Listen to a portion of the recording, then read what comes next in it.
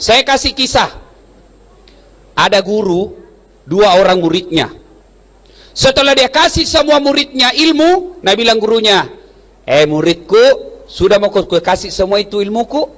Semua kau sudah miliki, silakan kau turun gunung, hidup sesuai dengan kemauanmu. Turun gununglah 2 orang santri ini. Satu jadi pedagang, satu jadi tukang kebun. Yang jadi tukang kebun, dia tanam ubi. Begitu panen, alhamdulillah, dia ingat gurunya. Saya bisa panen seperti ini karena ilmu dari guruku. Akhirnya dia ambil ubinya yang paling baik, dia masukin dalam karung, dia pikul naik ketemu gurunya. Assalamualaikum guru. Waalaikumsalam warahmatullahi wabarakatuh. Gimana kabar nak? Alhamdulillah baik-baik guru. Oh ini saya jadi petani kebun. Guru ada ubi saya bawakan ki. Ini kita bawa, ini yang paling baik. Nah bilang guru nak, alhamdulillah baik memang ton si pak mu nak bawa masuk ke dalam ibu. Dibawakanlah ke istrinya ini guru.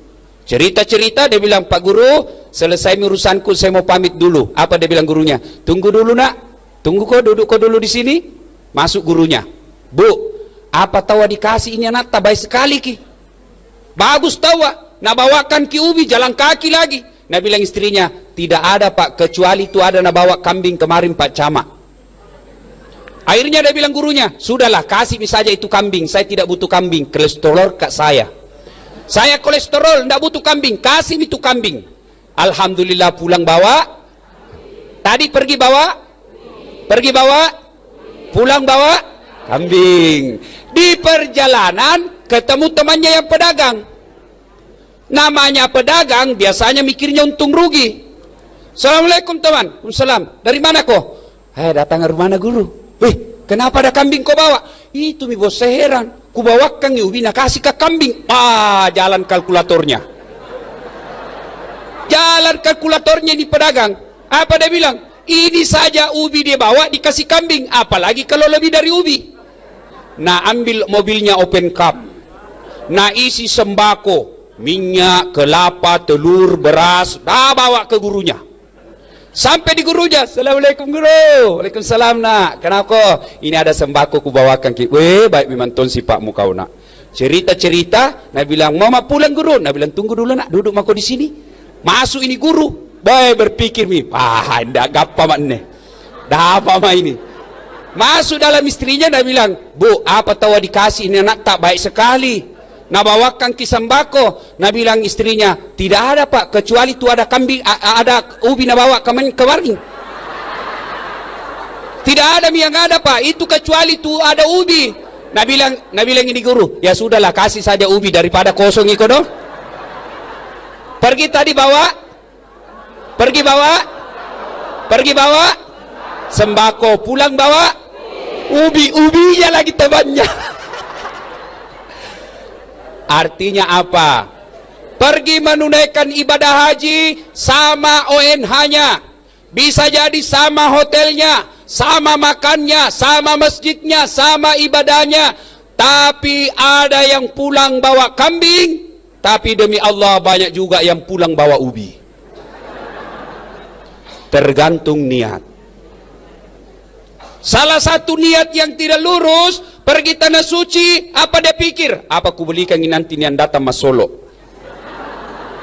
Ini waktu datang manasi banyak tahu ini yang datang bawa kang apa nak ku beli yang ini? Akhirnya apa? Belum sampai di masjid, ada minat tanya, saya pernah bawa jamaah. Belum sampai di masjid, Pak, kita baru mau masuk Masjid Nabawi, langsung mana tanya, Ustadz, di mana ki beli emas yang paling bagus? La ilaha illallah. Hati-hati.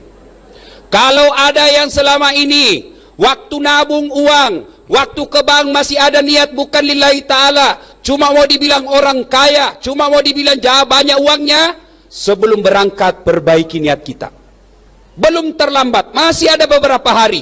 Bagaimana cara meluruskan niat? Mulai hari ini perbanyak inna solati wa nusuki wa mahyaya wa mamati lillahi rabbil alamin. Sesungguhnya solatku, ibadahku, wa mahyaya, hidupku, wa mamati lillahi rabbil alamin, dan matiku semuanya saya kerahkan kepada Allah.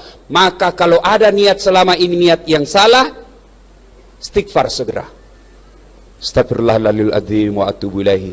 Astaghfirullahaladzim wa atubu ilaihi. Ampuni saya ya Allah, saya hilap selama ini. Saya mohon ya Allah bimbing dan tuntun hatiku supaya saya naik haji ini betul-betul mencapai ridhamu ya Allah. Nah, ini yang pertama. Luruskan niat. Yang kedua, yang perlu diperhatikan, setelah diluruskan niat, ya, Bapak Ibu yang saya muliakan, yang keduanya adalah haji. Ibadah haji itu adalah ibadah fisik. Saya ulangi, ya. Ibadah haji, ya. Ibadah haji itu adalah ibadah fisik. Ibu bapak saya ulangi. Ibadah haji itu ibadah fisik. Ibadah apa? Fisik. Artinya tanpa bacaan sah. Saya ulangi. Ibadah haji itu ibadah fisik sehingga tanpa bacaan sah. Beda ibadah solat. Kalau bapak tahiyat lalu baca doa ruku, salah. Bapak sujud baca tahiyat, salah. Bapak tumaknina lalu baca tahiyat, salah. Tapi ibadah haji bapak diam-diam saja, sah. Tidak ada kewajiban bahwa ketika melempar jumroh baca ini. Tidak ada kewajiban. Semuanya sunnah. Bapak tawaf diam-diam saja sah. Bapak haji sa'i diam-diam saja sah. Wukuf di Arafah diam-diam saja sah. Sehingga mereka yang tidak punya bacaan hafalan sama sekali tidak usah cemas, Allah Maha Pengasih, Maha Penyayang. Ada yang pernah bilang sama saya, Ustadz, saya belum bisa kan naik haji Ustadz. Kenapa? Nah bilang belum piku hafal buku manasik Ustadz. Ku bilang, Pak, kalau mau ki tunggu sampai dihafal buku manasik, kandala-kandala kalau haji ki. Kenapa? Ibadah haji mau dihafal itu buku manasik. Saya saja yang sudah beberapa kali haji umroh belum piku hafal. Apalagi bapak-bapak yang sudah 50-60 tahun. Kusut nih kasetnya Pak. Susah menghafal. Bagi mereka yang mau menunaikan ibadah haji, Bu, yang ketawa serius kah ini? Betul kah kodong? Jangan ketawa, serius. Bu, Pak, adik-adik, mau ibadah haji, kalau sudah hafal 3 hal, cocok nih, bajik nih. Apa itu? Yang pertama Al-Fatihah. Ada yang dah hafal Al-Fatihah? Keterlaluan kalau dah hafal Al-Fatihah. Yang kedua, syahadat. La ilaha illallah Muhammadar Rasulullah. Yang ketiga, doa sapu jagat. Rabbana atina fid dunya hasanah wa fil akhirati hasanah wa qina adzabannar. Aman dan terkendali. Apa? Tawab baca saja Rabbana atina fid dunya hasanah fil akhirati. Selesai persoalan. Apa pi? Sa'i Rabbana atina fid dunya hasanah. Selesai persoalan. Iya minjo Pak. Kalau ini doa sudah dikabulkan, tidak ada lagi masalah. Selamat ki di dunia, selamat ki di akhirat. Aman nih. Mau ki sembahyang, salah satu syarat yang wajib dibaca ketika sholat hanya Al-Fatihah. Sembahyang kita tambah kul-kul sah. Sudah? Jelas? Jadi tidak usah mau hafal itu buku manasik. Tidak bisa kita hafal Pak. Jadi ibadah haji adalah ibadah fisik. Sehingga mereka yang tidak punya hafalan tidak usah cemas. Mereka yang tidak hafal doa tawaf pertama tidak usah cemas. Tidak hafal sa'i pertama tidak usah cemas. Allah Maha Bijaksana. Cuma beda tong itu pahalana punya niat dibaca-baca daripada diam-diam saja. Iya. Tapi jangan cemas, jangan sampai bilang tidak ada ini doaku bela, tidak ada ini diterima. Tidak, Allah Maha Bijaksana. Berikutnya Bapak Ibu sekalian, ya, setelah diluruskan yan. Nah sekarang hal yang perlu kita ketahui. Kan ini mau pergi haji. Semua ibadah itu, haji, umroh, zakat, sedekah, semua ada balasannya. Semua ada hadiah dari Allah. Ini juga acara ini ada hadiah dari Harian Fajar. Ya toh, jago ini Harian Fajar ini. Satu-satunya koran bikin manasik akbar. Wah, luar biasa. Ya. Ya. Pertama, keutamaan haji dan umroh. Pertama, dikabulkan segala doa-doanya. Yang kedua, diampuni segala dosa-dosanya. Saya tanya Ki, berapa kita bayar pergi haji? Kalau haji pemerintah kurang lebih 40 juta, haji plus kurang lebih 65 juta.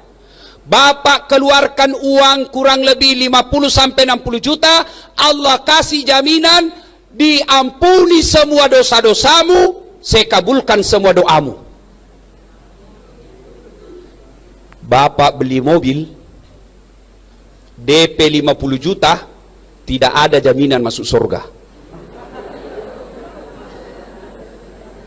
DP rumah 60 juta, tidak ada jaminan dari Allah dikabulkan semua doa-doanya.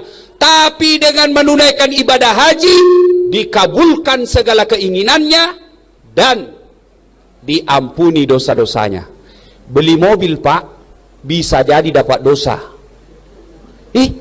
Bagaimana caranya? Dipakai selingkuh, habis. Iya toh?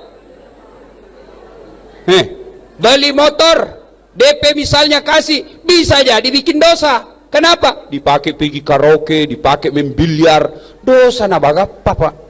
Tapi menunaikan ibadah haji dengan uang yang dikembalikan, insya Allah dua jaminannya: diampuni semua dosa-dosanya, dikabulkan segala keinginannya.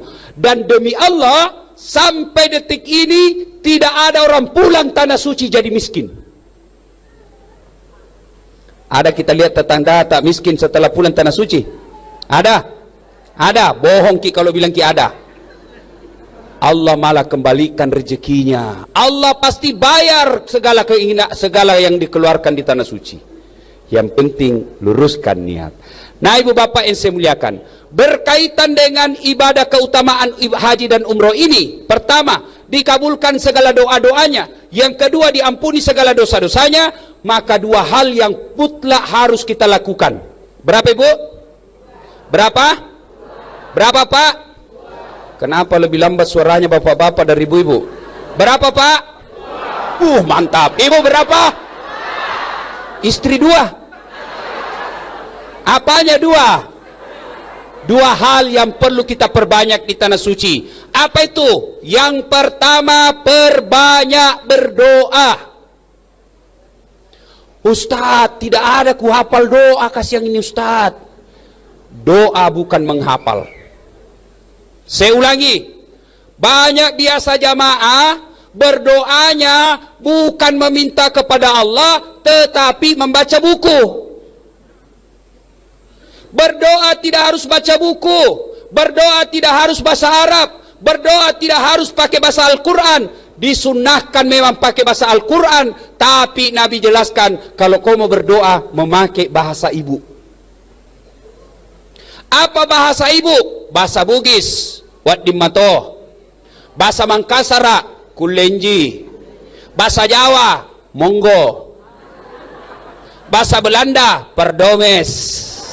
Bahasa Inggris, Punaupa. Daripada bahasa Arab tidak ditahu artinya, setengah mati maki tawa pakai doa bahasa Arab. Nabi bilang malaikat, Dasat, apa maksudmu? Kau minta jodoh, kau minta hujan itu dong. Apa? Karena dia tidak tahu apa dia baca. Tidak. Belum lagi kalau salah ucap, belum lagi kalau salah tajwid. Coba contoh paling sederhana, qalbu dengan kalbu, wah beda itu. Qalbu hati, kalbu anjing. Coba bayangkan Pak. Jadi tidak harus pakai bahasa Arab. Silakan berdoa sesuai dengan bahasa ibu. Moki kalau kita yang bahasa orang Endreka, mak bicara Endekam lagi, jadi manto. Jadi ketika kita berdoa, boleh berdoa begini, boleh berdoa begini. Ketika tawaf, ya Allah, Engkau sudah tahu apa yang ku mau, kabulkanlah ya Allah. Boleh, itu paling gampang. Paling gampang, ya serius kayak ini Pak, dia ketawa bila tahu je nggak? Kalau bahasanya paling gampang, ibu bilang maki saja, ya Tuhan, kau tahu apa yang ku mau, kasih mak. Selesai Pak, selesai. Bahkan diajarkan juga doa begini, ya Allah, saya mohon seperti yang apa yang dimohonkan oleh Rasulmu. Saya mohon kepadamu, hindarkanlah sesuatu seperti yang pernah dihindarkan dan dimohonkan oleh Rasulmu Muhammad sallallahu alaihi wasallam. Selesai. Makanya ketika sampai di sana Pak, merugilah orang yang tidak memperbanyak doa.